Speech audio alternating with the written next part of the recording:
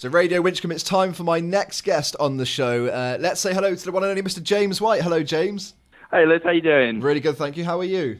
Yeah, I'm good. I'm glad we've finally got to speak. Apologies from my side. I know we were trying to speak before, but it's been a bit manic since December, actually. I was going to actually ask you. It must be crazy for you right now, because obviously a year ago, the change that's happened for you must be incredible, because you're now in partnership with Lord Sugar. It can't get better than that. Well, exactly. So, I've gone from, last year after, just before I went on the Apprentice I took about 6 months off work and enjoyed some nice holidays, to the last year I don't think I've had 6 minutes off work. Not very, no holidays at all. So, but no, it's great. It's a great experience. It's been a great learning curve. We've built up, we've got 18 employees now, so it's gone from me in a little cupboard with a laptop and a phone to me in a bigger office with 17 other people working with us. Wow, that's incredible. But for you, what made you, want to take part in the show and audition? What kind of, flicked up in your brain and think, do you know what, I'm going to give that a go, because I think I've got a really good shout with that. For me, it was, so in my industry, it's a very, very competitive industry, and, there's thousands of recruitment firms open every year. And the one thing that it does do with The Apprentice is give you free exposure for your business. Average what's about 8 or 9 million. So straight away when you come out after, if you get the investment as well, you've got the money to go and sort of hire people and set up the business, but you've also got the exposure to go and speak to clients, and they already kind of know who you are, which just carries so much weight. And it's almost, I give it as an example, it's like starting a business and pumping it with steroids and watching it go, because you put on such a big platform. It's a real chance to go and succeed. And when you obviously, you found out you're going to be on the show, and you went through that process and you met the other candidates, did you ever look at them and think, I'm a bit out of my depth here? What went through your mind when you met the other candidates? Yeah, I love all of the other candidates, actually, but I think when I went on there, I kind of went in with such belief about myself that I just backed myself from the start. I tried to not do it through kind of arrogance and trying to be bigger than anyone else. I just knew what I was capable of, and I kind of just stuck to my own plan. I got on with everyone in the house, and then that sort of saw me through to the end, of which then the other choice. So I thought, as long as I can get to the interviews and I can get to a point where I can tell about, explain about my business and my background, I was like, I know they're going to want to go with it. So my plan was to get to the interviews, and then I had a strong plan, and I thought that it'd see me through to the end. And you just said then that you got on with all the other candidates, and one person that seemed to be a big talking point on the series and rub up a lot of candidates the wrong way was Elizabeth, but you really seemed to understand her and formed a good friendship. So what was it about Elizabeth that you kind of understood that the other candidates didn't? The one thing about Elizabeth, she will give you 110%. So,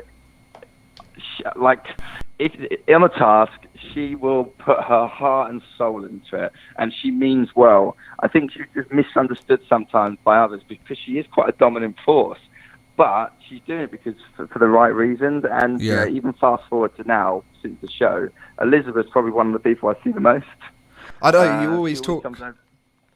Yeah, she always comes to Birmingham. She comes to see her. We go out for dinner, go out for drinks, and I even use her service to send corporate flowers to my clients, if we've placed a new person or. So got so much time for Elizabeth. She made the show. Honestly, she was such a character on it.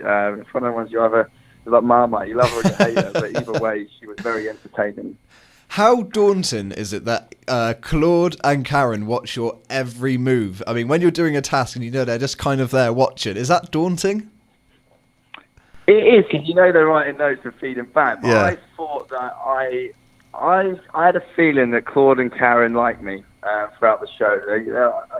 I kind of, because I didn't get involved in too much of the bickering, I kind of stayed away from that. I didn't know. I just sort of cracked on with tasks. I thought I built up a good rapport with them.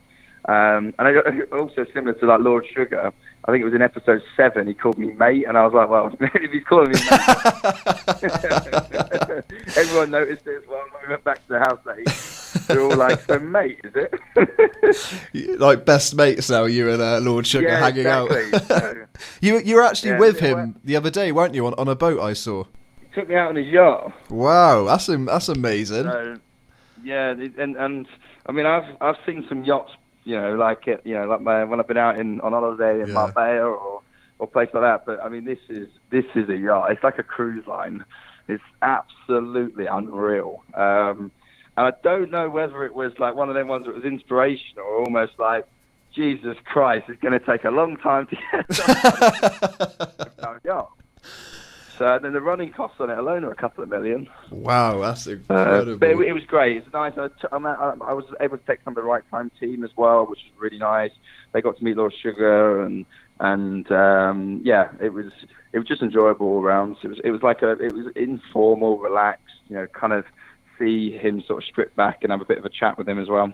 And a lot of people kind of, they go on a show and you don't know if Lord Sugar actually has a big part in the business. So does he really support the business and is he really involved? To give you an example, 2 weeks ago, I asked him to make some introductions, and he made me 10 introductions to chief execs of various businesses, including the likes of Richard Branson, Gavin Patterson, who is a BT Group chairman, Sir Charles Dunstan, who started Talk and Carphone Warehouse, and then as a result, they then introduced us to the relevant sort of teams within the business. But yeah, he's as hands-on as you want him to be. But it's for you to kind of have the onus to go to him and say, look, can you introduce us to this? Can you help us with this? Because he's not going to do the work for you, but he will definitely do introductions. Now, how did you cope? Because I'm sure you're aware, when you went on the show, you became the series sex symbol. You had a lot of people tweeting about you, and there's loads of photos going around. Did you enjoy that attention? I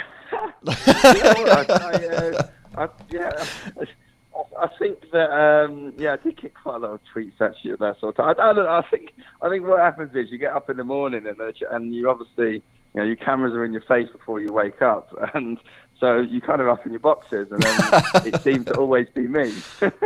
But, no, it was great. And to be honest, even last night, you'd think it would have died down by now. But I was just in Nando's last night, and 10, 11 people still. It's not died down yet. And I thought by now, 6 months after being on TV, and considering you're only on TV for 12 episodes, I think you must be dying down. But I just must look recognisable because it's still much the same.